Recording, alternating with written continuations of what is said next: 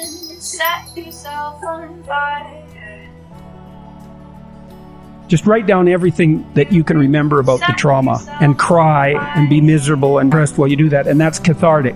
Okay, but then imagine that you write down everything you remember around the trauma, and then you go through a process like where you organize it and you reduce it and you make it clear and comprehensible and you weave it into a narrative and you strip the emotion out of it. While you're doing that, you start to understand what happened. James Pennebaker tested this. So he had people write about their traumatic experiences. It usually made them feel worse for a 2-week period afterwards. 6 months later, they had visited the physicians far less frequently. So it's out of tyranny, into the desert, and then into the promised land, right? So there's a cost that you pay when you first confront things that you'd rather avoid. And that's obviously because why would people avoid them if there was no cost? And you might say, well, that's dangerous. And ruminating involuntarily on traumatic experiences doesn't help get rid of them. You have to confront them voluntarily. And then it isn't expression of emotion that cures. It's organization of the memories into a narrative that specifies the causal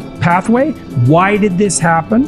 When it happened? Why did it happen to me? And then is associated with rectification of that vulnerability. And so Pennebaker tested, did people use more words indicative of expressed emotion, or did they use more words that were indicative of cognition and comprehension? And which of those predicted the best outcome? Understand, comprehend, angry, sad, hurt, upset on the other side. The more their written product revealed the cognitive processing, the better the effect of the traumatic narration. You see this when you talk to people who have had a traumatic experience, if you talk to them carefully and listen carefully as they work through it. So they want to know exactly what happened in detail, so that maybe they can set up their life so that won't happen again. So, you were traumatized as a child, but you're a lot easier to take advantage of if you're a child. Now you have all those memories and hurt. As the person comes to understand their trauma, the time it takes to recount it shrinks dramatically.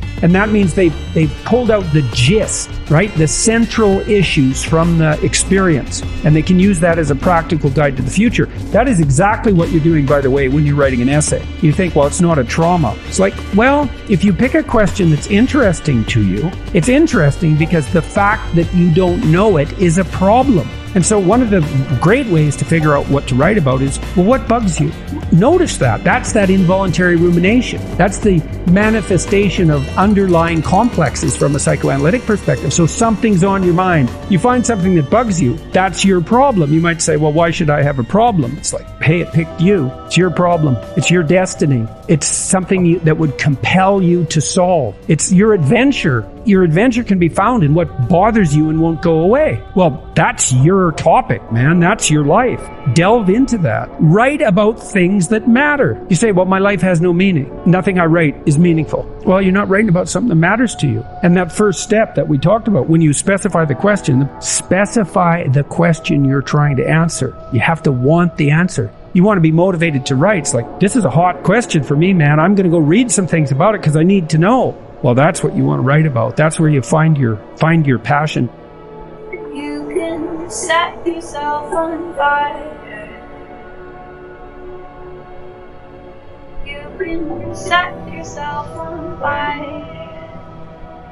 She said at night in my dreams, dance on a tightrope of fear. Oh, when I wake up, you're so normal that you just disappear. You're so straight like computers with briefcases stone alive. But the cut of your love never hurts, baby. It's a sweet butterfly. You can set yourself on fire. You can set yourself on fire. You can set yourself on fire. You can set yourself on fire.